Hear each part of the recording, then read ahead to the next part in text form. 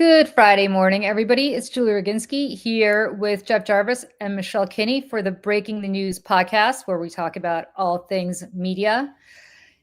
And Jeff, you had a wonderful column in Katie Couric Media this week where you talked about Tony DeCopel. Jeff was helpful enough to help us learn how to pronounce his name because we have to decope with him. So Tony DeCopel's premiere on CBS Evening News this week. He was going to start on Monday. He started over the weekend because of our little Venezuelan misadventure. And it's been one disaster after another, which you outline very nicely in your Katie Couric Media piece. If people here do not subscribe to Katie Couric Media, please go check out Jeff's piece. I will drop it in the chat in a moment. But why don't you summarize for us what I think we all would agree with, which is this has been a shit show. Absolutely has been, and one can look at this at the trivial, mocking somebody on TV level. He was ungrammatical, couldn't get a plural straight. He got all flummoxed when he thought that one segment was going to be next, and in fact it was another segment. Which usually TV people, one of their key skills is to faint, but he nearly fainted, and so that's the trivial level. At a more serious level. I'll cut to the chase. It is straight out pure administration propaganda. Yep. The show has, as in the first 3 or 4 episodes, is all about giving a platform to Trump cabinet members, starting with Pete Hegseth, who got an unprecedented 3 blocks on the show just to spew his macho BS and got wiffle ball questions in return. He had Kristi Noem on. He then praised Marco Rubio. It was supposed to be a little light moment at the end of the show, but he paid honor to Marco Rubio. When he's trying to travel around the country to really get a sense of the people. So when he was in Miami, where he's from, he teared up talking about it, as if did they not watch broadcast news? I realize that's the plot. News. It was crazy. It was crazy. It was and like he is that character. He is the crying character on broadcast news, and the whole controversy in broadcast news was how the crying was faked for the camera. There's just no sense here. There's absolutely no sense. He did not watch it because he's 43 years old, and so is Michelle. And I have to say that movie came out when they were both like 5 years old. So I don't. Is he? I'm the same age as him. I think so. But the point is broadcast news came out in the 80s. He looks older than you. So Michelle. I don't, Michelle, you look way younger. Yes, way younger. I don't have kids, it helps. Yeah. I don't know that he has watched it, but he should. He should. So it's laughable, but it's more pathetic. And all he is, of course, is a cipher for Barry Weiss to ruin the news. It's, as I think we said last week, it's puppets all the way up. It's, he is Barry Weiss's puppet. Barry Weiss is the Ellisons' puppet. The Ellisons are Trump's puppet. Trump is Putin's puppet. Puppets all the way up. It's like a little Russian nesting doll, right? Bingo. Yeah. Exactly. Yeah. And so it doesn't really matter what he does. The point is what she's doing to the network. There's another story out from Oliver Darcy, who does spectacular media reporting, the best there is at Status, that now Barry Weiss is interfering with a Anderson Cooper piece about Trump's white South African, air quotes, refugees. Sorry to interrupt you. 60 minutes. 60 minutes, right. 60 minutes, yeah. Yes. So, 60 Minutes and CNN and CBS News are dead. They are dead to journalism. That's that. But if you look at the whole state of mass media, which we've talked about on this show often, if in fact the Ellisons take over CNN and Barry Weiss ends up in charge there, and we look at the state of the New York Times that we talk about every week, and the Washington Post, which is already dead, and local television with Sinclair and local newspapers with hedge funds controlled by conservative companies, it's a disastrous picture. And should we worry about what happened to CBS Evening News under Tony DeCopel? And of course, Katie Couric cares about that since she held that anchor chair for a while.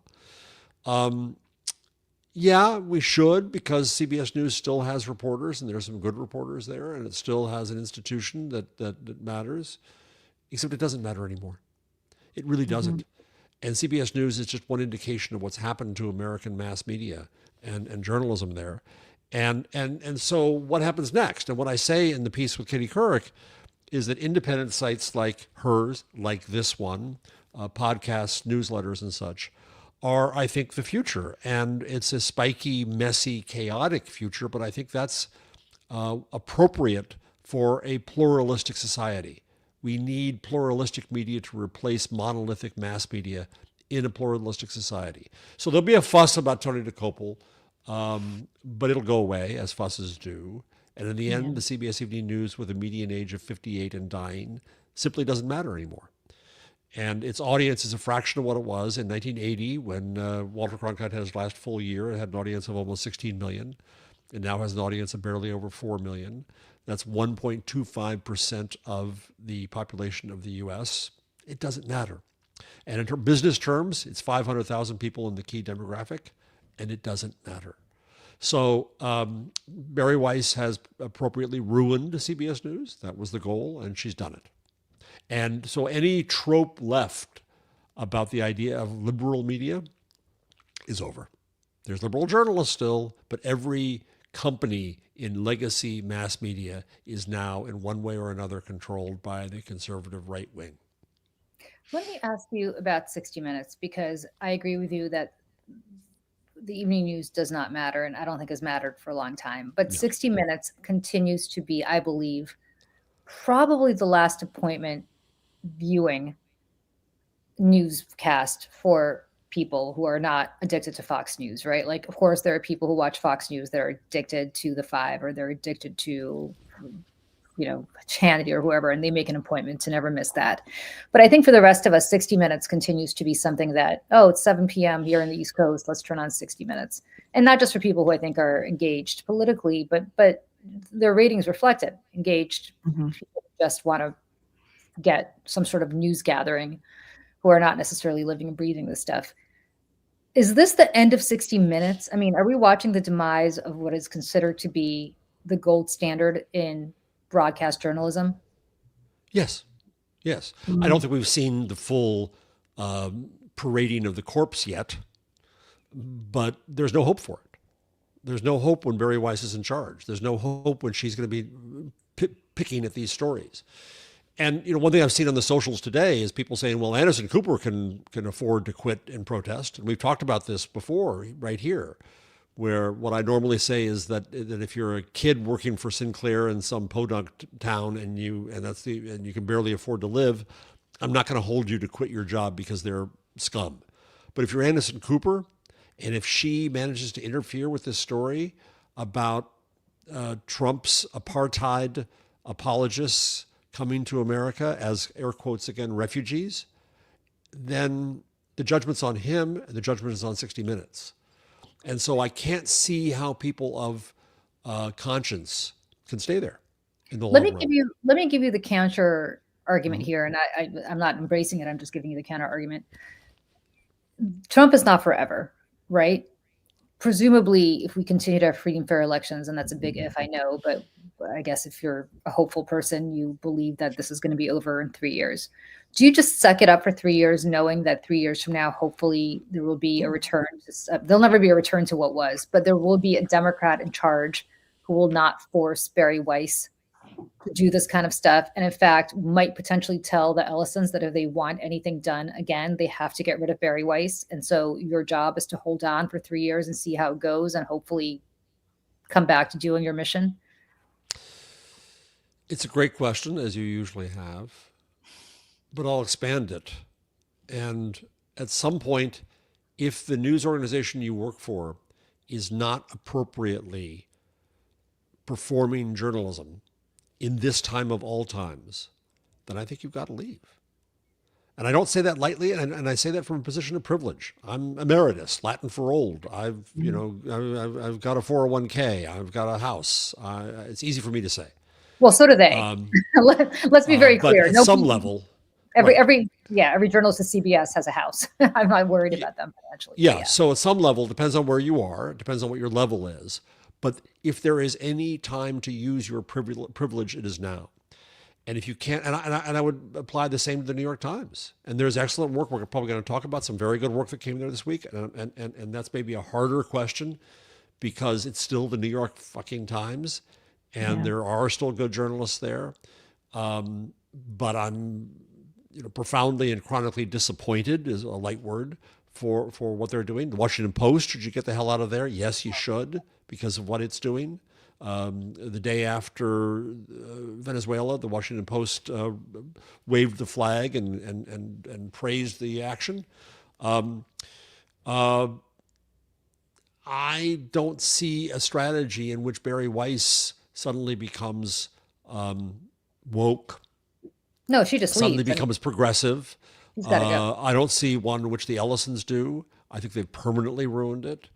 And so, no, I think 60 Minutes is ruined, and we've got to develop the next spiky media elsewhere.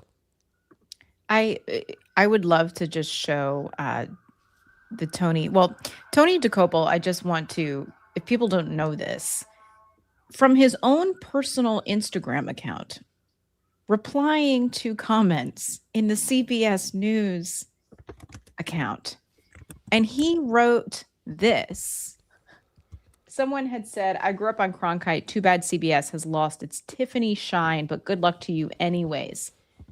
And he responded, what did you love most about him? I can promise you we'll be more accountable and more transparent than Cronkite or anyone else of his era.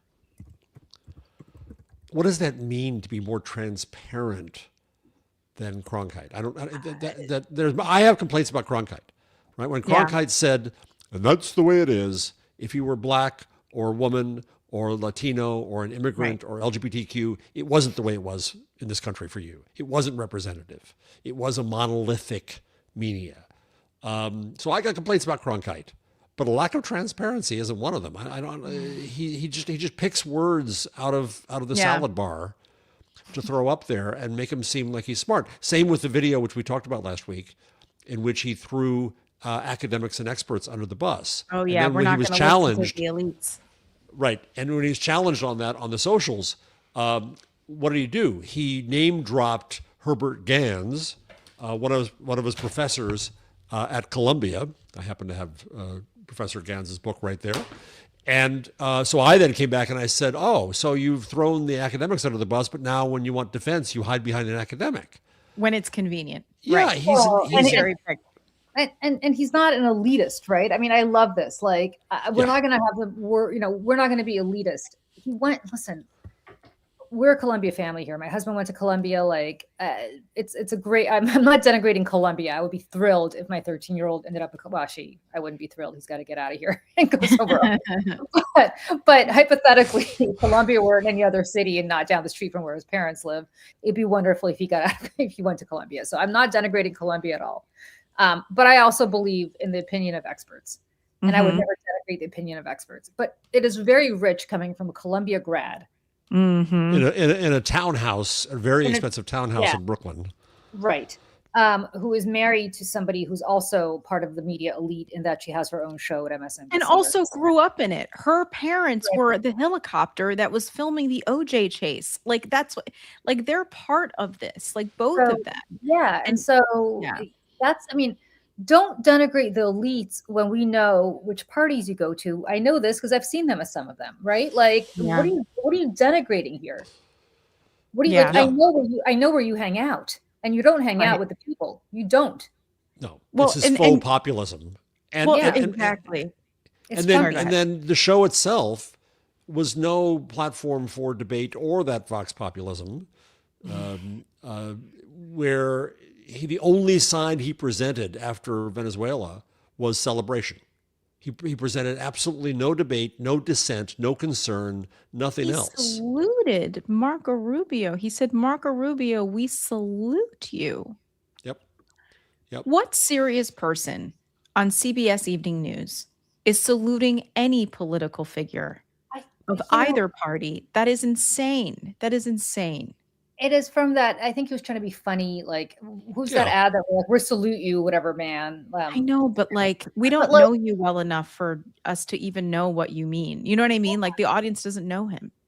and it's look, Katie Tur, and I have this in common with her, is a big fish fan, and she always works fish into her stuff, right? And I love that because I love fish too, and yada yada. I could have a fish off about like Peace. stupid. We have peace. We have commonality. There Right, we can build bridges, Julie. we have commonality, right? So like Fish. cool. Fish, right? Over not fish the fish the band, not fish the product, not fish the food, or fish the things that swim in the sea. But she we know this about her, so that if she starts suddenly quoting really weird, obscure stuff that people are like, huh? We understand that she's making references to a band that a lot of people may not be familiar with. We don't know, to Michelle's How point. Ari Melber of her. Right. I was going to say. How white Ari Melber. Yeah, Ari Melber. White Ari Melber. Ari Melber. Ari Melber's into rap. Nothing in common with that. But she and I have a lot of hip hop. Loves the hip hop. Right. Like she and I have a lot in common when it comes to fish. It doesn't matter. The point is, I guess he's trying to be like her, where she's got her shtick, right? But first of all, she's got a cable news show. It's a little different. Second, if you're trying to be a little bit more like with the people, like Vox Populi there, then let us meet you first, as Michelle said. Get to know you first, to know what you're like. We don't know you. Like make an allusion to the ad that you're talking about, like whatever we salute, like Dan Rather, who is still alive and still doing wonderful work on Substack. If people ever want to read his Substack, I've talked about this before. He's got a really good one called Steady. And you think about somebody like that, and you think about Katie Couric getting that seat and what a big deal it was, and how people were all focused on it, and it was big news. And now nobody gives a damn.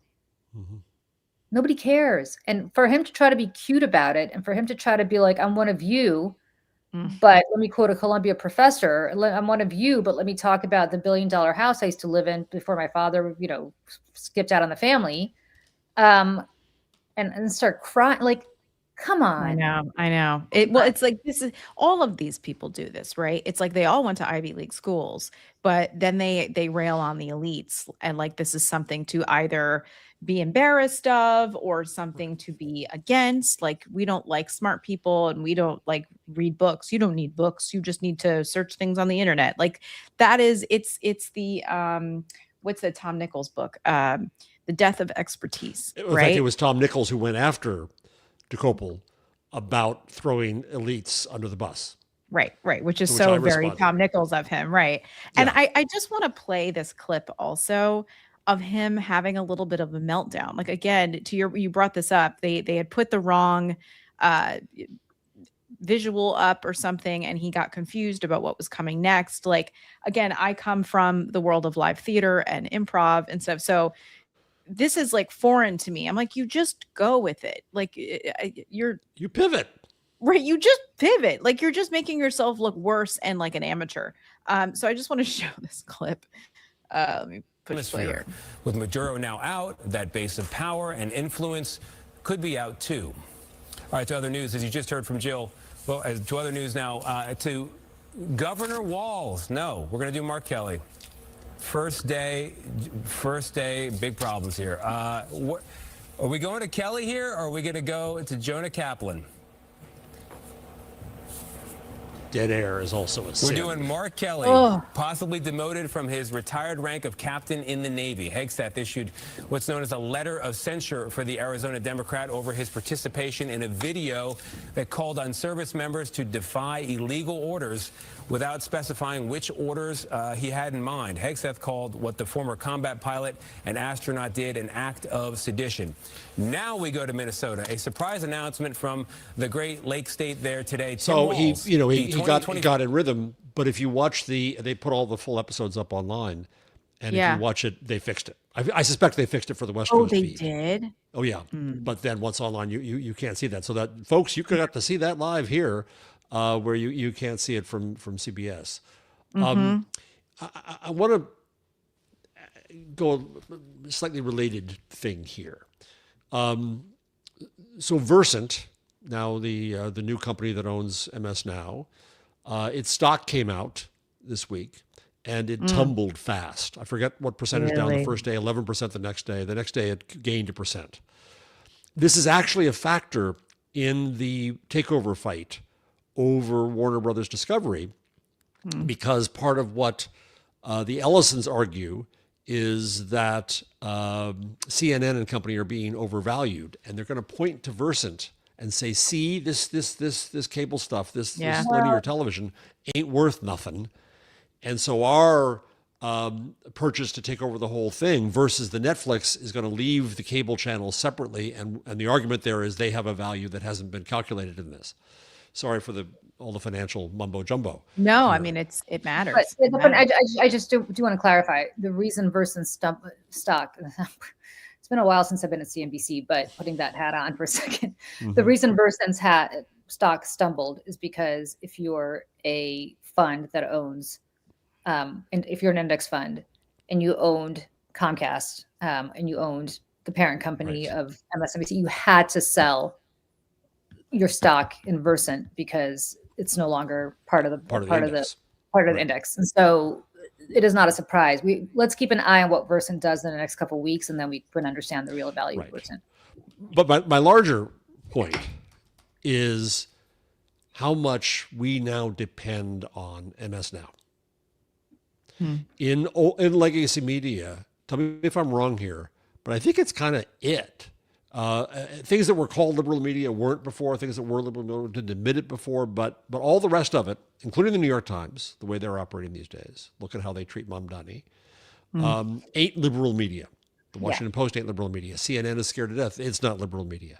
MS Now is the last place that will, from 4 o'clock on, say we're liberal media. And I'm worried. A really good point, Julie, about why the stock went down the first few days. It's being exploited by the Ellisons, right? Unsurprisingly, but stupid, because everybody knows. I mean, the people who would be making the case know that, yeah. Well, everybody, not Donald Trump may not, so that he's playing a game there. That's true. You're right. But it just strikes me how much we depend upon, and I like MS Now from 4 o'clock on a lot. I care about it. Joe Scarborough gave another call to Donald Trump this week, but oh my God, yeah. But and the afternoon, no. But what happens to MS Now? What do you think? How does it fit in this linear television news ecosystem now, with CBS gone? ABC, as we said last week, is identifying the Trump Kennedy Center. NBC, now that it's rid of liberal MS Now, is going to show its more conservative stripes. MS Now is it, isn't it? Well, can I actually mention something that I thought was insane, which is that the only network news that mentioned, I believe, this murder in Minneapolis when it happened was Disney, was ABC. Really? NBC News did not that first night. Wow. Yeah, I believe I forgot what it was. There's so many things that happened this week. I think it was Minneapolis, but it was something that happened this week that NBC did not talk about, and CBS, of course, both sides the whole thing. It was either Venezuela or it was the shooting in Minneapolis. But the point is, and I forgot which one it was, so I should probably look it up before I talk. I did know yesterday. There's so much that goes on every day that my brain bandwidth can't keep track of. It's hard to keep the horrors and and that's what they're counting on. But yeah. MSNBC is interesting because MSNBC, MS Now. Julie, MS Now, yes, gotta get it right.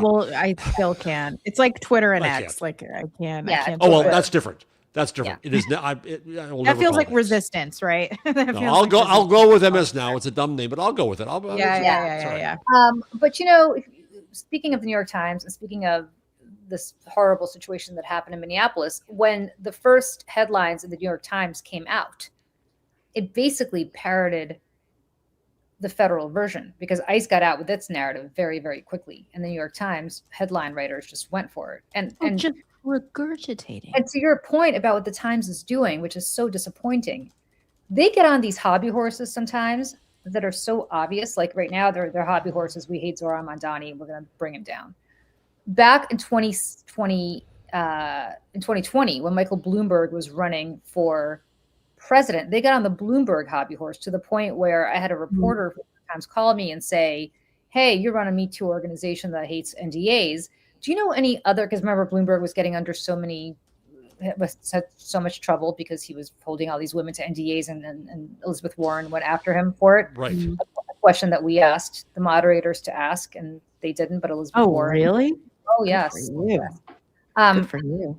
But Elizabeth Warren went after him, and the New York Times on the news side called me up and said, hey, I know you run this organization that wants to get rid of NDAs. Do you know, I mean, you know, other campaigns use NDAs too, right? It's not Michael Bloomberg. And I said, oh, really? Who are they? And they started going down the list. You guys should, it's not just Bloomberg. You should talk about that too. And I thought that was so interesting because they were so obviously in the tank for Bloomberg, because AG and the Sulzbergers all hang out. It's all, again, the same social circles. Everybody hangs out together. And, now they're on this hobby horse because AG and the rest of that crew obviously don't like Mandani. And now that's seeping into the news gathering at the Times. And my attitude about Mandani is, I don't care whether you like him or not. You're that's not your job.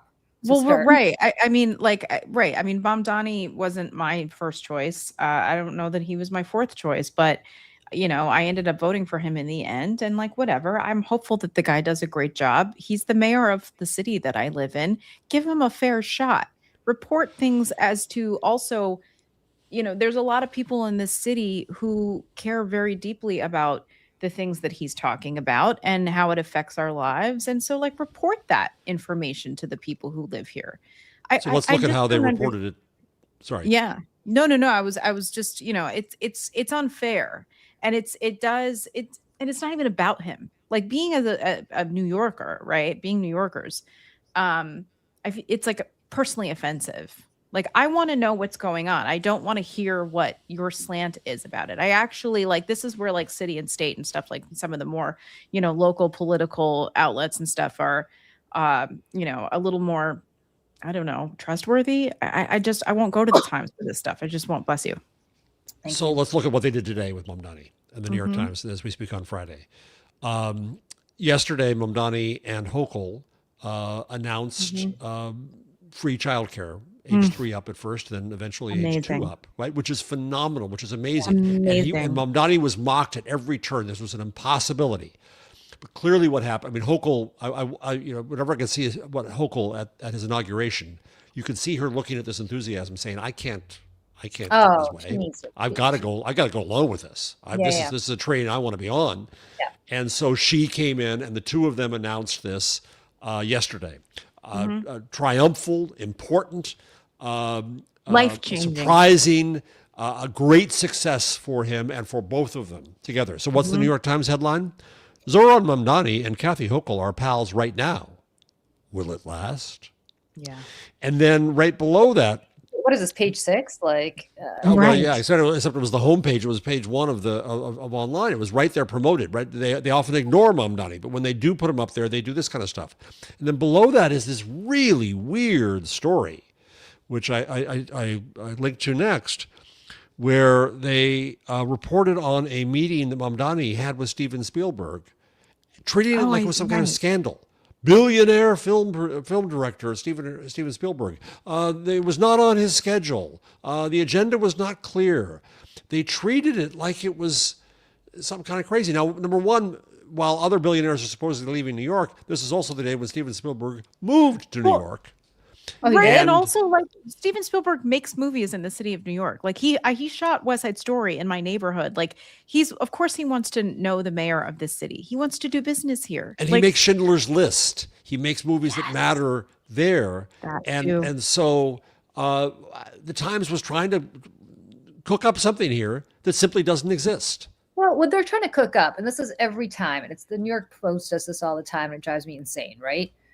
Mandani talks about being a populist, but yet his wife is wearing $600 shoes to the inauguration. Okay, I'm sorry. Has anybody checked out what Melania wears every day when her husband's trying to be a populist? Like, what the hell? Or Katie Tour.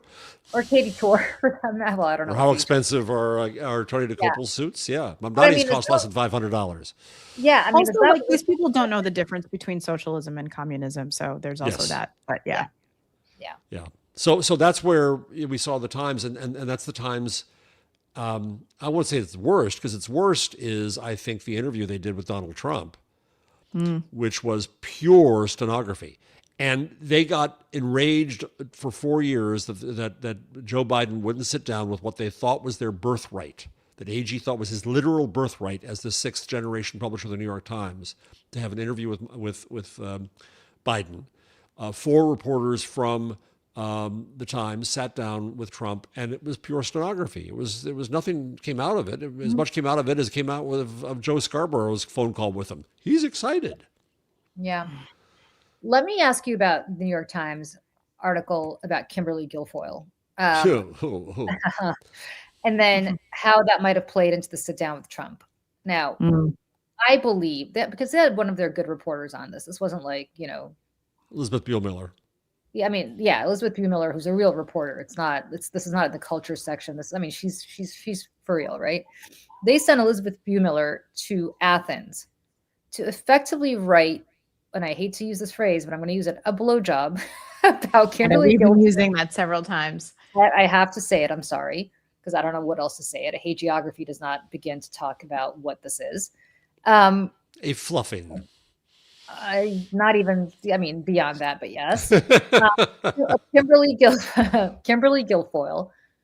And I'm going to stow my own personal feel. I know Kimberly Guilfoyle. I sat next to her on the 5 for a long time. I spent a lot of time with Kimberly Guilfoyle. If I were to write an article about Kimberly Guilfoyle, that would not be the article that I would write. And I found it fascinating that buried in paragraph 6, 8, 10 of this is why she left Fox News, which was because of a sexual harassment, a serious sexual harassment incident. I know the woman who was harassed without disclosing her identity, because the New Yorker never did. She's a lovely, lovely, lovely young woman. And it wasn't just her. I mean, Kimberly was a terror to everybody who worked with her. And I can believe that she continues to be a terror today in Athens. And that probably would not be hard to find if you actually interviewed people in the embassy or other people who work with her, because nobody changes their personality like that. Instead, what we got was this, and how everybody wants to meet her, and she's the toast of Athens. Ambassador Kimberly, talk of the toast of Athens, and how not just the talk of Athens, but really the toast of Athens. And, it was just a fluff piece is exactly what it was. And I have to ask why. Like, what is so fascinating about Kimberly Guilfoyle that merited this story? Why, Jeff? Because there's got to be a bigger agenda at play here. It can't just be that some woman goes to some not overly important ally. She's not the ambassador to the court of St. James or to Berlin or to Paris. I mean, it's Athens. Like, I'm not suggesting Greece isn't important, but it's not necessarily in the top rung. I don't think the ambassador to France gets this kind of profile in Times, and never has. Right. What are we talking about here? I don't know. I think, my simplistic theory, but that oftentimes is the right theory, is that the Times is literally trying to piss us off. It is trying to piss off the liberals. It is playing us. And the Times wants to own the libs, and the libs are its own readers. And my theory about that is that that's in part a newsroom saying, we know that subscribers are now our financial support, and we want to act like you don't own us. And so that's why we're going to piss you off. That's my theory. I also think this also fits in with DeCopel, is to the extent that I'm surprised no one came back and said to me, well, of course he should have on cabinet members. Of course, that's the government in charge. Why wouldn't he, as a journalistic organization, have on the cabinet members, right? And I think to an extent, the Times is doing the same thing here. Well, why shouldn't we do a feature on an ambassador who's well known? I will ask you about her judgment about this to this extent, Julie. Is she in any way qualified to be an ambassador? Of course. I mean, look, to be fair, yeah, to Kimberly Guilfoyle, which is a lot more than Kimberly Guilfoyle has ever been to anybody else. A lot of people who are ambassadors are not qualified to be ambassadors, right? Yeah, like, true. You buy your ambassadorships. She bought hers on her back. Other people buy them with a lot of money that they donate to campaigns. Michelle's blocked. I mean, I think even she would not deny that she got that ambassadorship because she dated Donald Trump Jr. Mm-hmm. It was a consolation prize. Yeah. And of course, in typical Kimberly Guilfoyle fashion, in the first sentence, I'm looking for a husband, which is of course her entire thing of trying to marry rich or over and over and over again. This is how she makes money. And if my memory is correct, wasn't she all celebratory on January 6th? She was deeply celebratory on January 6th. She was doing her little Kimberly Guilfoyle dance. The problem for Kimberly Guilfoyle is no amount of plastic surgery is gonna, time catches up with all of us, right? And unless she goes and sees Stephen Levine, and I would hope he wouldn't take that assignment, she's not going to look like. I don't want my work out there. I don't want my work. Yeah. Not so, I mean, Kimberly's approaching 60. So time's running out for how Kimberly gets places. But I will say this, and as you can tell, I do not like Kimberly Guilfoyle at all. That's why we like her. Yeah. But and neither is anybody who's ever worked with her, which is why I find it fascinating that Elizabeth Buemiller, who again, good reporter, did not talk to anybody in that embassy or even try to talk to anybody in that embassy who would on background tell her how they feel about how Kimberly Guilfoyle runs that embassy. I do not believe that Kimberly Guilfoyle is working her ass off, for starters.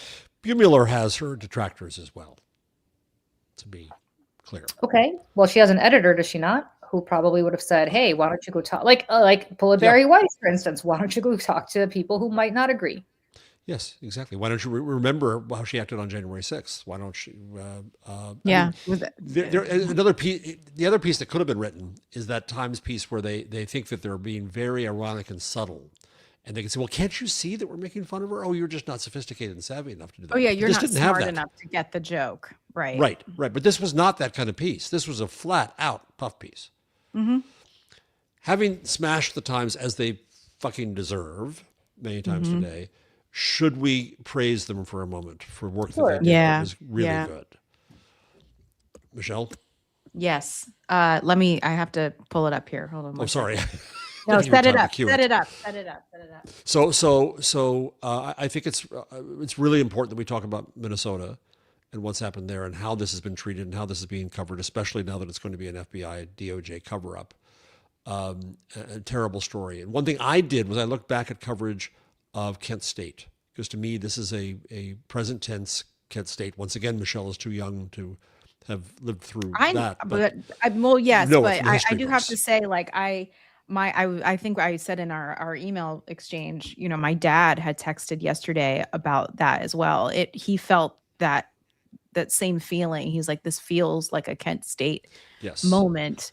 Hopefully, again, having watched, there's a great documentary called the End of the 60s or the Death of the 60s or something like that. And it's about Kent State and what followed. And it's like how everyone just kind of went on their way afterward. And so a couple things happened here. One is that the New York Times, I think, displayed bad, in my view, news judgment. It still played Trump-centric world above Minnesota, which I think is important.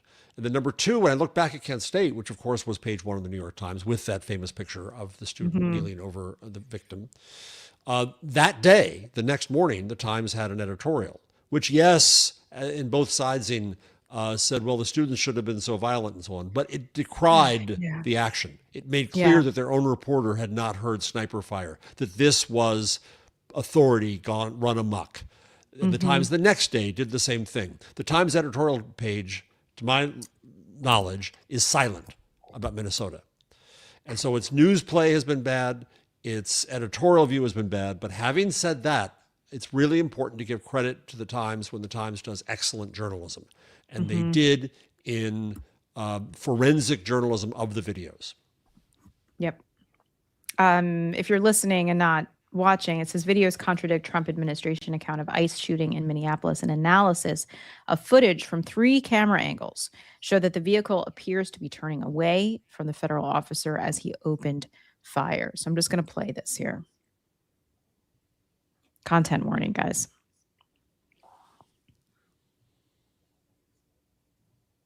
Fatally shot a motorist, 37-year-old Renee Nicole Good.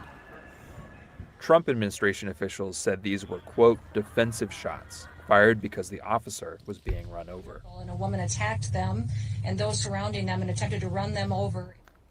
But our analysis of bystander footage, filmed from different angles, appears to show the agent was not in the path of the victim's SUV when he fired 3 shots at close range. Here's how events unfolded.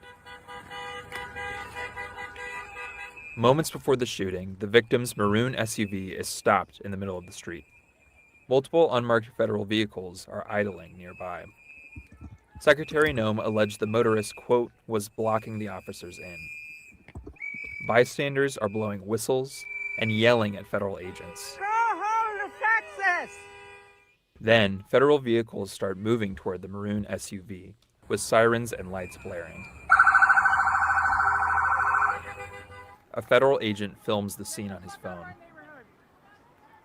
The driver rolls forward slightly, turning left, and stops and waves for others to go ahead.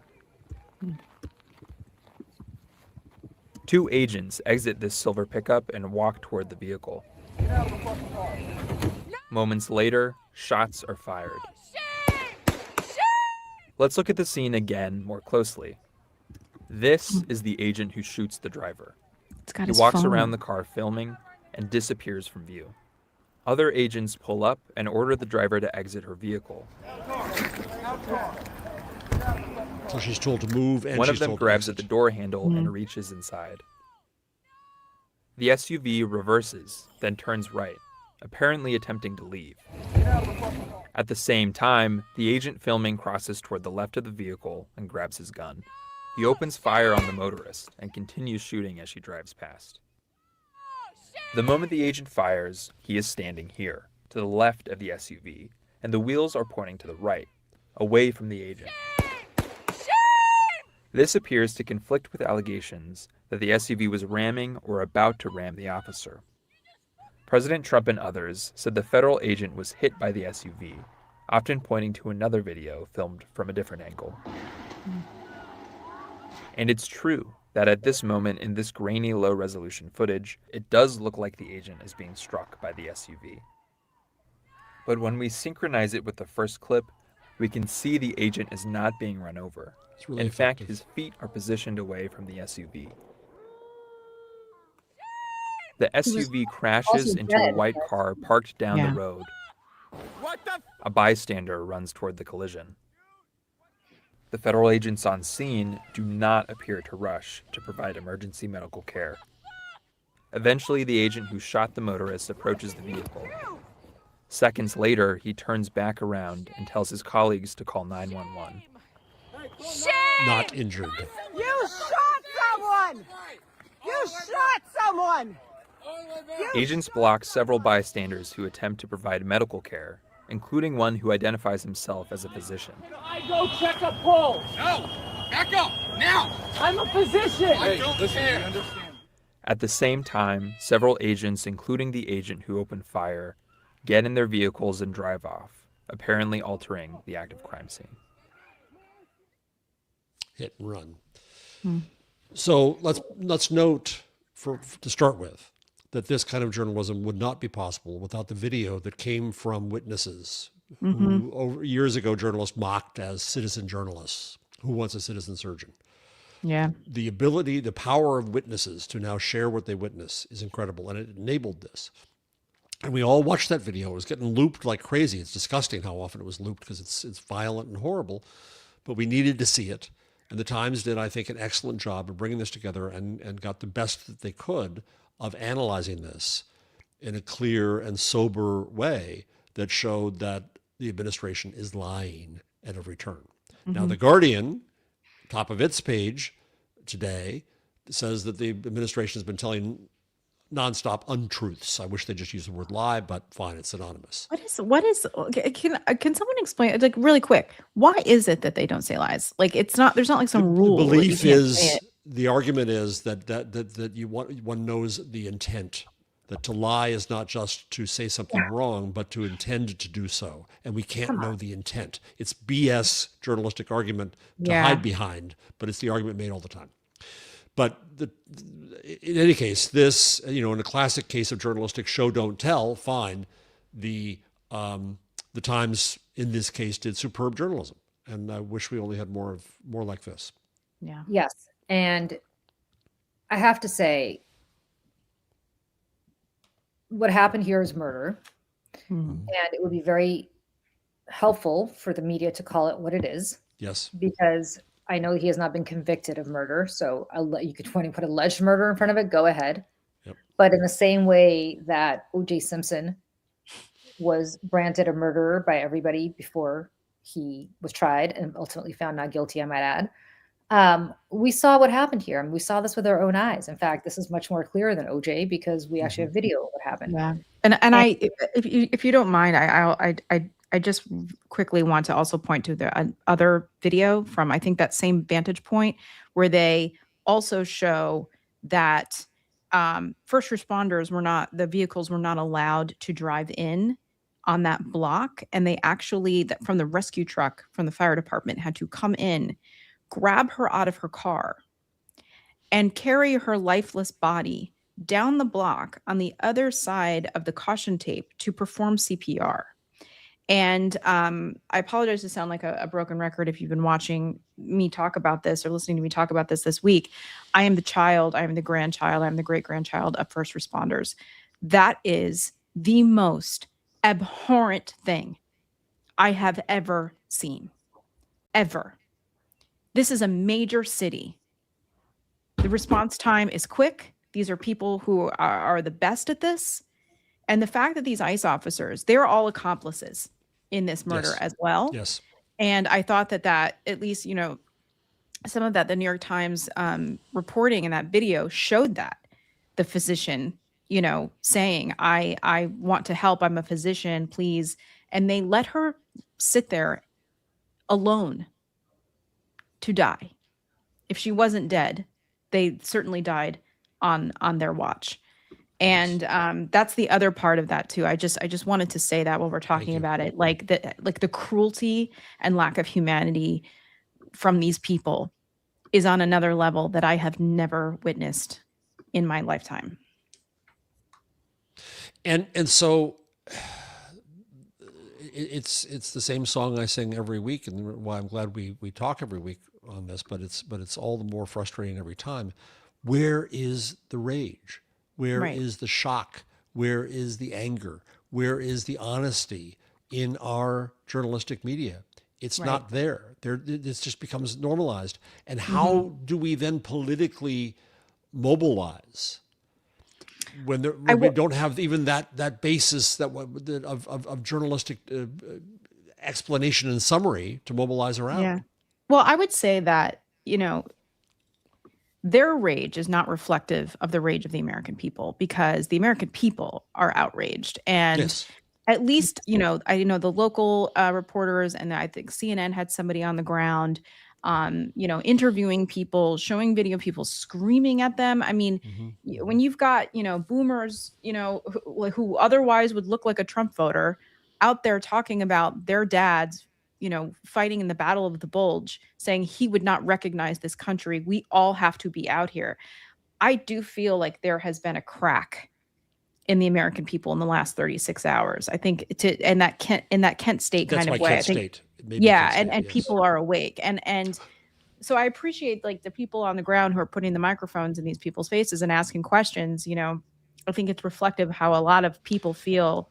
But they're not the headlines, to your point. Like, I'm like, you're not telling the story. This is not. But you know what also happened after Kent State, Michelle, is that a lot of that was around the incursion into Cambodia. And as I look back at the New York Times at the time, the public pressure around Kent State at the time caused Nixon to back off and say that he would get out of Cambodia. Now, what actually happened, I didn't go as many papers as I had to know when that actually happened. But the public pressure was clear because the pressure in the media was clear, because people were quoted to this effect, because they had that platform.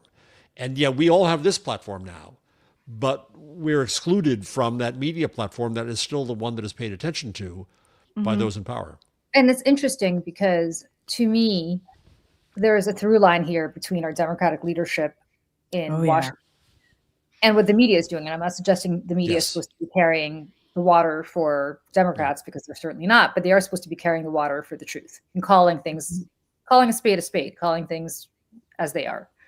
And the reality is that they're not doing that any more than Democrats in Washington leadership are doing what they're supposed to do. And so something is, look, I just had this conversation with somebody this morning where if Democrats get control of the Senate this year, which if we have free and fair elections, actually appears more likely than it did 6 months ago. Knock some wood, please. Knock some wood. Right. Knocks on wood.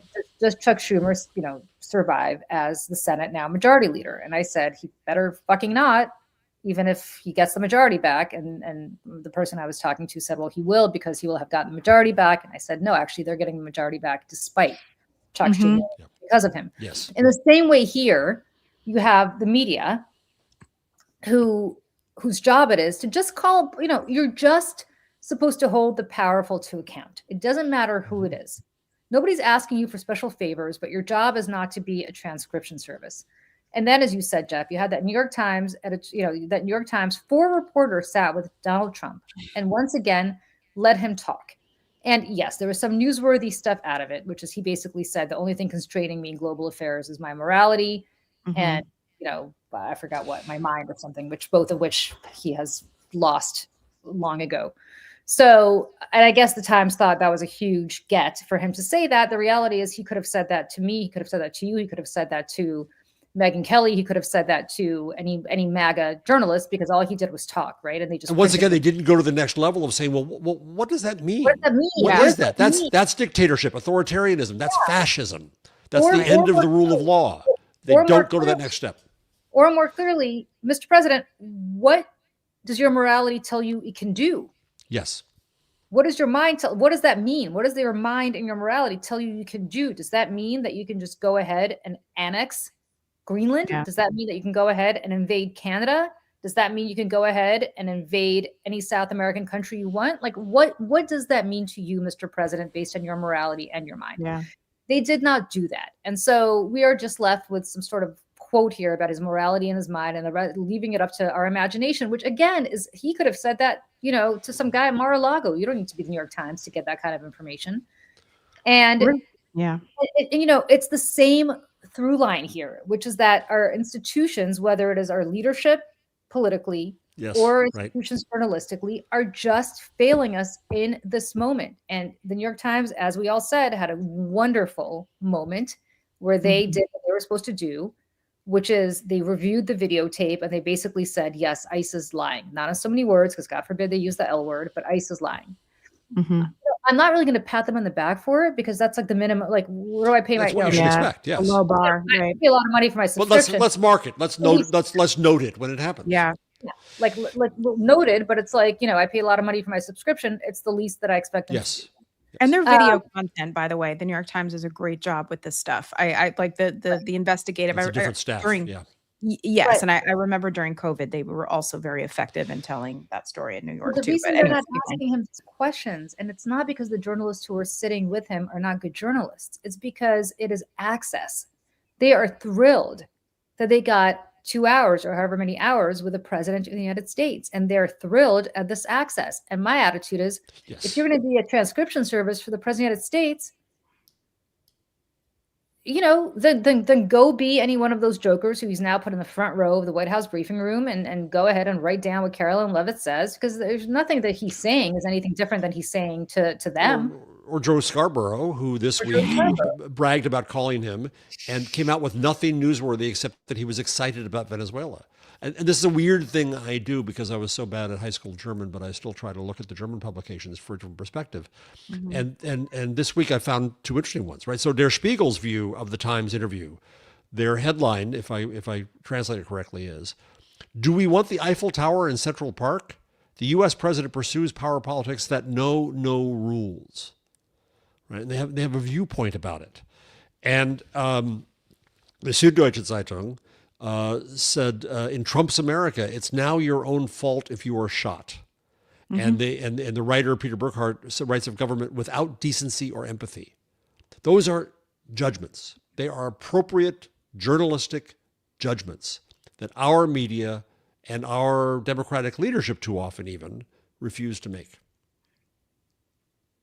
And so what do we have, once again, to rally around? We're all angry out here. We're all, it's beyond anger. We don't know what to do. And we need leadership. And I'm getting constant text now saying, well, there's going to be another No Kings March soon. Yeah, Indivisible had an emergency call last night at about 8 o'clock. I missed it because I was doing a live with Tara Setmeyer. But I do know that like they're trying. But again, like on the right, this is where the independent media and the MAGA media machine is so well funded, and they're so coordinated with leadership and with the White House and everything else. They're all on the same page. They're all marching to the same beat of the drum. But on the left, it's like very staggered, and people aren't compensated in the same way on the left. People are struggling to make money, honestly, and to spread the message. And that's why this stuff needs to be built so that there is a sense of community. There is a place to go. Because right now there just isn't. It's not cohesive. It's all very singular, and but everyone's kind of like this. There's not a lot of crossover. We have to be a force. Yeah. Against a horrible force that now is in charge. Yeah, exactly. And we're sitting here, waiting for Indivisible to put together No Kings rallies, and we go out and we get, we feel virtuous. And listen, I marched in the last No Kings rally, and I'm going to probably the next one. To them all. Yeah, but my point is okay. And then we go and we rally and we feel virtuous, and then that's that. What the right does is they have Turning Point USA America Fest, they have Turning Point USA this, they have Turning Point USA that. They have podcasts. I mean, you look at the top 10 podcasts in the country, I think 9 of them are on the right. Yes. The fastest growing podcast in America right now is Candace Owens. I mean, that's should scare the shit out of all of us. Holocaust denier. Yep. Which is why you're seeing people like Megyn Kelly and Tucker Carlson embrace her, because they want a little part of that sweet growth. And again, there's more crossover. I mean, Megyn Kelly's got her whole thing, and she was doing a thing with Tucker Carlson the other day, and then she's got her thing with Mark Halperin, and it's like they're and Nick Fuentes now. My God, there's all this crossover there with them, because again, like they understand that there's strength in numbers, and they are seeing the writing on the wall for MAGA 2.0. Yeah, for MAGA 2.0, they know how important the messaging machine is going to be, even more so. And that's why they're repeating all this populist stuff that Nick Fuentes is saying, and Marjorie Taylor Greene, and it's all America first, America first, America first. And like that's the next iteration of this. And they all have shit tons of money. We're like 15 years behind. We're so behind. And that's where I'm like, can people please open their pockets? And I'm not just saying to us, I'm saying to like everybody, the entire apparatus. Like, and listen, I know the people who are the content creators, on the Democratic side. I see what they're going through. I see how they're struggling to keep up. We're all trying to keep up. We're in a rapid response thing with the DNC, Julie and myself, with content and messaging all day long, but there is no one in charge. There is no. Well, let me ask you, since I'm not in those meetings, and you hear the rapid response, are the messages that they propose smart? Are they the right ones? Are they the right messages to the right people? How do you judge? There's two things. One is there's nobody's that in that chat, nobody's proposing messages. It's just people talking to each other or content creators. I am on a Talkers. That's shocking. Yes. Well, not really. I am on a DNC Talkers email I haven't been to a meeting in a while, but because I was getting so frustrated that I stopped going. Yeah, but I don't read them. But I don't read them, and I haven't read them in years, and I haven't read them through many different DNC chairs because I don't think they're useful, right? Because they're your typical like PowerPoints, like Donald Trump is raising your healthcare premiums by 166%, and then 27 bullet points underneath, and it's like, right, come on. The right got their talking points yesterday, and it was like 3 lines. I Simple. know what used to happen at Fox, right? Yes. Every morning, Roger Ailes, the Yep. edict would come down to Fox and Friends that would then carry it through to everybody else, which was effectively like Democrats are a bunch of commie, soul-sucking vampires. Go talk about it. And it was that simple. It was that simple, right? And every day that message would come down, and every day it would be updated, show after show after show. Credit where credit's due. Megyn Kelly said that the other day after this Venezuela thing. She said that on her show. She's like, I know what would be expected of me if I was still there. Of course. I mean, yes. And it starts with Fox. But yeah. It starts with Fox and Friends. I happen to know people who worked, who used to get those talking points at Fox and Friends. So they know what it's like. And I never got them because my job was to be the heel, but I certainly am not stupid. I see what was going on. Unlike the heel at CNN, I actually, would sit there and take it and not be a little crybaby. But, ultimately, it's absurd because on the left, you don't have that. On the left, everybody's trying to be the smartest person in the room. Always. Yeah. And again, and that's where, oh gosh, not to go on a tangent here, but like that's where the independent media stuff, the bleed over from that world into independent media and them telling us all how smart they are and how stupid we are pisses me off to no end. Like I'm talking about the Pod Save America guys. I'm talking about all those guys. Like there is so much like elitist kind of, you don't know, I know stuff that it needs to stop. And it's because they come from that world and are starting a new thing. But, and I used to be big fans of them. I listened to them when they were at the Ringer with Bill Simmons. When they first started, I had the t-shirt. I loved them. But it's gotten to be so obnoxious that, this is the kind of stuff we want to avoid and we want to get away from, not crawl into. Let me tell you what Ailes once said to me. And I don't think I'm the only one who said this to, and I don't think this is necessarily something that hasn't been reported, but let me tell you what he said to me. He once said to me that he specifically did not want to hire people from the Ivy Leagues. He went to Ohio State and he wanted to hire people from places like Ohio State or people who didn't go to college. Like Hannity didn't go to college. I forgot where O'Reilly, if he did go to college, where he went to college. I mean, I know he claims he went to Harvard, but I think he just got some specific, whatever. He did not go to Harvard undergrad. The point is, the point is he got people who spoke like the people to whom they were speaking. Yeah. And didn't necessarily hang out at the same places where elites hung out. He wouldn't have hired Tony DeCopel. He would not have hired Tony DeCopel. Well, Julie, I don't know if you want to say again about Tucker Carlson, what he would have, we talked about this previously on the morning show, but you said how he rose after Ailes left in a way that probably would not have happened. Never. Ailes did not like Tucker Carlson. Not like him. Gave him the Saturday morning show to pacify the Murdochs who did like him because he was, of course, like a little mini Murdoch. But people were asking, why did he say that? Because he wanted people who spoke to the audience on their level and not people who were intellectualized. And he was not wrong. He was not wrong. Now, he did hire people who were deeply educated, like Gretchen Carlson, who went to Stanford and Oxford. And so I think, but that worked against her, right? That wasn't, he hired her despite that, not because of that. And, he did not like that I had a graduate degree. He did not like when I would start over intellectualizing, right? And I learned quickly not to do that. And he wasn't wrong, right? There's a time and a place to do that. And cable news is not it, especially if you're trying to kind of attract the audience. And for Tony DeCopel to sit there and pretend that he's one of those guys, oh my God, Tony DeCopel needs to take everything else he's ever been in his life, put it aside, and leave it behind. And the other thing Roger said, and he was right about this too, and I can't believe I'm sitting here praising him all this time, but he was a genius when it came to television, is he did say the camera never lies. In other words, you can never be who you aren't. Either your authenticity, the camera always picks it up. And if you're trying to be inauthentic, the camera does not lie. It will pick it up too. Absolutely.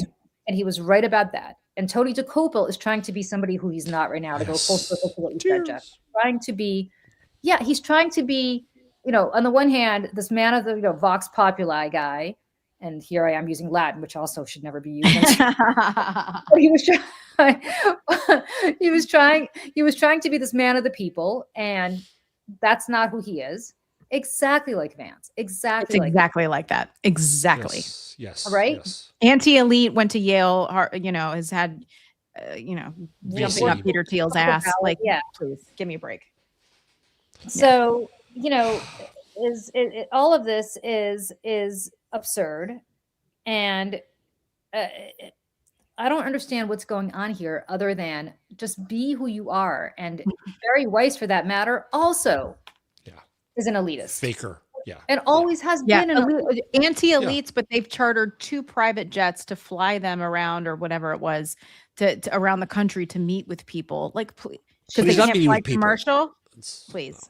She's 41 years old. Listen, she had a meeting at Cafe Luxembourg, I think was status reported, right? Cafe Luxembourg is a place on the Upper West Side, which is, an elitist kind of place. A lot of celebrities. Uppity.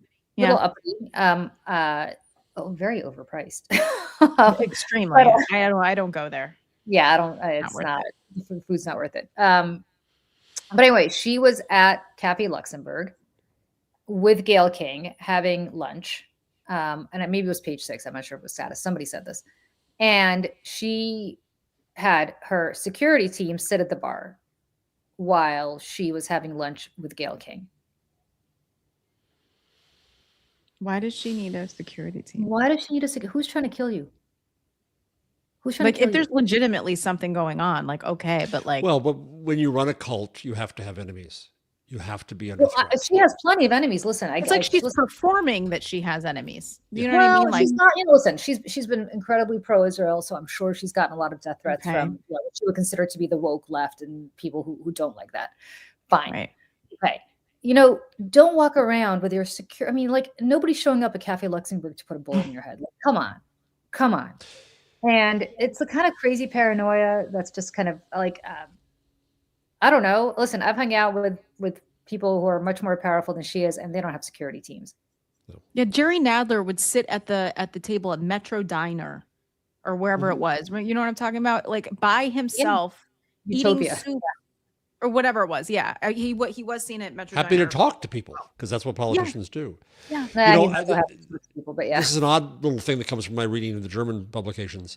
But there was a left wing, and I think everybody acknowledges, arson attack in Berlin that left a large chunk of Berlin with no power for a week.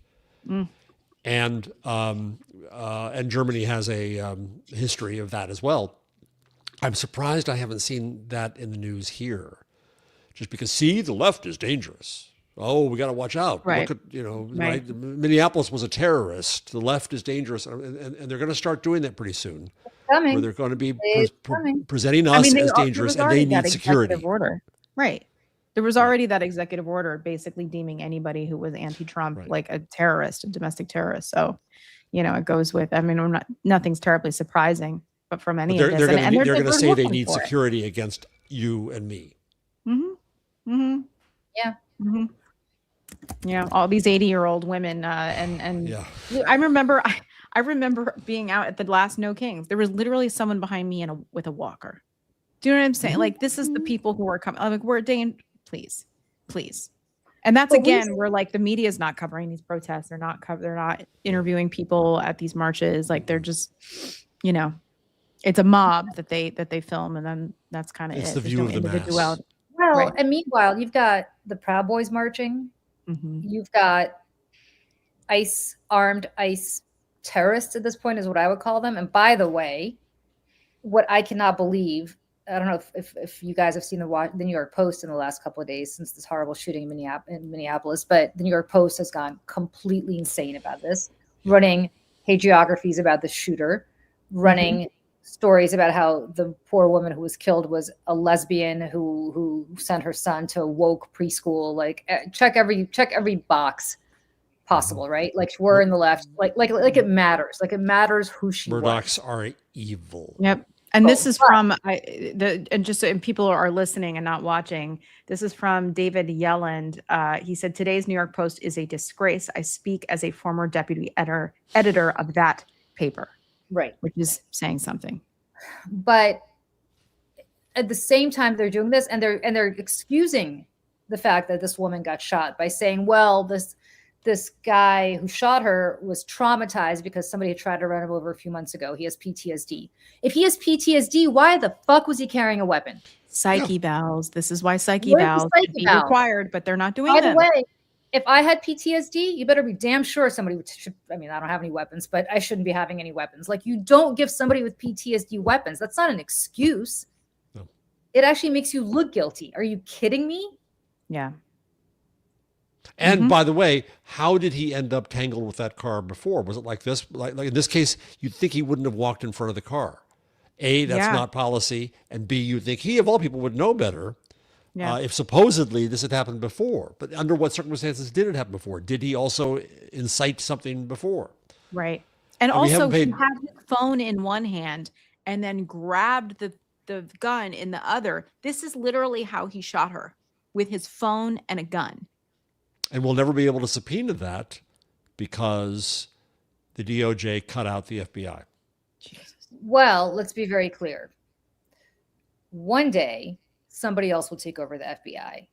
And one day, somebody else will take over the DOJ. And there is no statute of limitations on murder. Mm-hmm.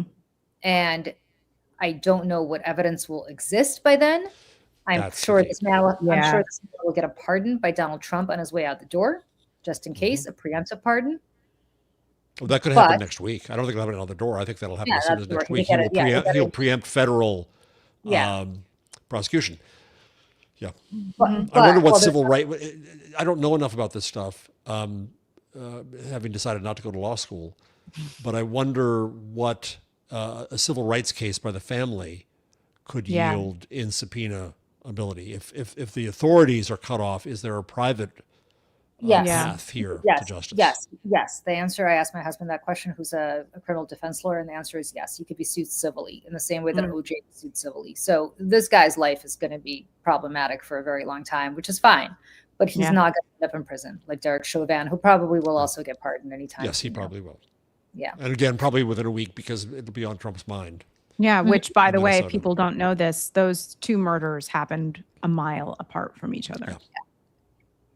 1 mile. Trump does not care. He has told us now that he is constrained by his morality, which does not exist. Which does not exist, and his mind, which I believe is riddled with dementia. Yeah. So that's what we're dealing with right now. Mm-hmm. Mm-hmm. And our media call that a doctrine. Yeah, the fact that he's calling it the Don Roe doctrine and they're just repeating it, I'm like, again, this guy comes up with these dumb things and they're just like, then they repeat it.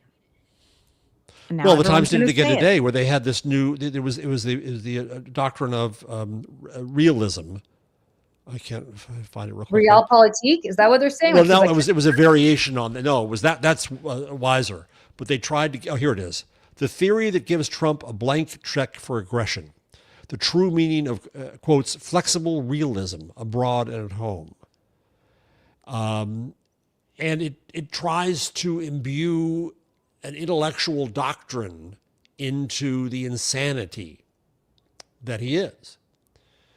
They can't label him a liar. They can't label him a fascist. They can't even label him insane. They sat in the room with him. They saw the insanity. They know it's there. We all know it's there. They must have smelled it. Well, they can't say it because they're not qualified to say, Jeff. They're not neurologists and they're not psychiatrists and they're whatever. Like all of these things that are so apparent to all of us. Like if you've ever been around somebody who's got dementia, you don't need to be a doctor to know that somebody's lost their mind, especially if you have known them for decades and you've followed them for decades and you've seen what it used to be. Now, he was never a particularly mentally stable human being. That's the other problem. It's certainly not a moral person. Right. But there is a difference between his instability as a young and middle-aged man, and even when he was in his first term, and today. Listen to what he speaks. And look, he's 79 years old. It happens to everybody. I'm not suggesting people don't age. Listen, everybody's got problems as they age. But he's also got a family history of Alzheimer's. His father had it. His sister had it. I believe either his brother or his uncle had it. This is a family that is riddled with dementia. And he's at that age. And I speak as somebody who's also got that history in her family. So I'm not pretending there's something to be ashamed of. I'm suggesting that if you're 79 years old and you act this way, there might be a reason for it. Yep. Nothing to be ashamed of. Until they find a cure, it could happen to anybody. It just so happens to have happened to him. Well, any, and we all know this, any sickness, weakness. I mean, the man had COVID and he was walking around like everything was fine. So he puts makeup on his thing. Like, he's never going to allow himself to even seem vulnerable, because he's been taught since infancy that to, allow yourself any vulnerability is weakness, and you must present strength at all times. But the And greatest, it's a dangerous combination, all of it. so sorry, we're on lag, so I'm sorry to interrupt again. Oh no, you're fine. You're fine. His greatest illness is narcissism. And look, Maduro, he finally made mention that what pissed him off with Maduro was Maduro mocked his dance. And now he's going to meet with Machado, and she apparently is going to give him his Nobel Prize. Oh my God, yeah. Right? He's a little tiny sicko boy.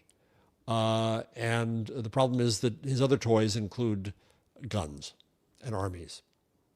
And can I just play that clip? Because we were going to play it this morning on our morning show and we didn't have time. Oh my God. Let me ask you about Maria Corina Machado. I've had her on TV this week. Yeah, she's a very nice person. Okay, she won the Nobel Peace Prize. Yes. When she accepted that Peace Prize, she dedicated it to you. She said to me this week, both on TV and radio, that she wants to give the Nobel Prize, her Nobel Peace Prize, to you for liberating her country. In 2023, she won over 92% of the vote to be the leader of the opposition. Maduro kept her off the ballot. Do you have any plans to meet with her? And would you accept the Nobel Prize she wants to hand to you? Well, I understand she's coming in next week sometime. And I look forward to saying hello to her. And I've heard that she wants to do that. That would be a great honor. I did put out 8 wars. 8 and a quarter, because Thailand and Cambodia started going at it again. So I'll put the list up. I give a if you quarter, want. so it's Yeah. you put the list out. It's a hell of a list. But I've stopped 8 wars, and I think it's been a major embarrassment to Norway. Now I don't know what Norway has to do with it, but that's where the committee is located. A lot of Norwegian people, and it's been a very big embarrassment to the country of Norway. Whether they have anything to do with it or not, I think they do. They say they don't. But, when you put out 8 wars, in theory, you should get 1 for each war, okay? Because some of these wars were going on for 30 years.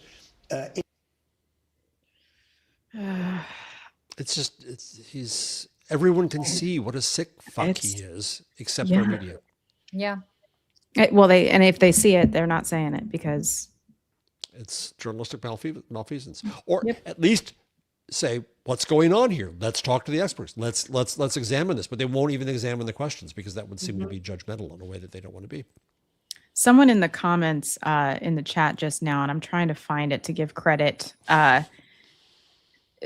just compared him to Charles Manson in that he's a really bad. Here it is. And now it's not. Here it is. Charles Manson, Jim Jones hybrid. Oh wait, that's not it either. Well, anyway, saying that basically he keeps his hands clean and has everybody else doing his dirty work and dirty deeds for him. And I think that actually was a very it's Henry II. It's Henry II. It's will no one rid me of this meddlesome priest, right? It's things like that where he says it and then no, this is it. Yeah, That was very intellectual of you, quoting. I don't know if it's intellectual of me. I'm just kind of a nerd when it comes to medieval British history. So everybody's got their hobby, and sadly, I'm a loser. But the Jim Jones comparison. So I edited some of the stories that led to the trip to Jonestown that caused Jonestown, and I was in San Francisco at the time, and so at the Examiner, it was our story. And we lost a photographer there, and our reporter was shot. And people at the time, we couldn't believe how anyone could be. Some were forced to drink it, but many drank the Flavor Aid, and it was Flavor Aid, not Kool-Aid, by the way, folks. And this is cult behavior. Yeah. And we constantly look. I mean, how Lindsey Graham, not the smartest Oh my bulb on God. Broadway, but somebody who functioned for years, and he's just a classic cult member.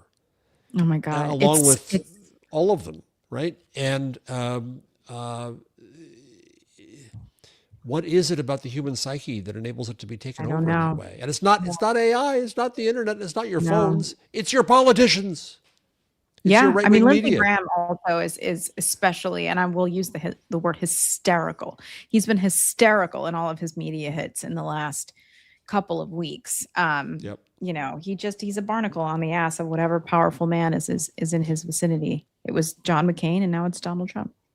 Yeah. Okay. On that note, my friends, we've been at this for an hour and a half, and I'll have a weekend to recover. we have a weekend. Well, not really, because I'm sure something will invade some other country. Yeah, something terrible will happen, I'm sure. Behind It's Cuba, I'm sure Friday. that's Friday, so I'm sure by Sunday we'll probably be in Havana. Good to see everybody, and wonderful to see both of you, and we will see you both next Friday. Wonderful. And by the way, we didn't announce that we have a brand now. Should we say we that? do. I'm sorry. do. Yes, we have a show. It You is now said it a called. little bit in the beginning, and I'm going to make sure we have did. like visual branding as well. But We'll go put ahead. up fireworks later, but yes. Yes. The show is called Breaking the News with Jeff, Julie, and Michelle. So please watch us every Friday at 11 a.m. Eastern. Or if you can't make it on Fridays at 11 because you might have a job or something else to do, you could catch us on YouTube afterwards. As people And I'm going do. to I'm going to start putting this starting today on Apple Podcasts as well. Yes. Oh, yay. Yay. Yeah. Okay, everybody. On that note, have a wonderful weekend, and we will see you very soon. Take care. Bye everyone.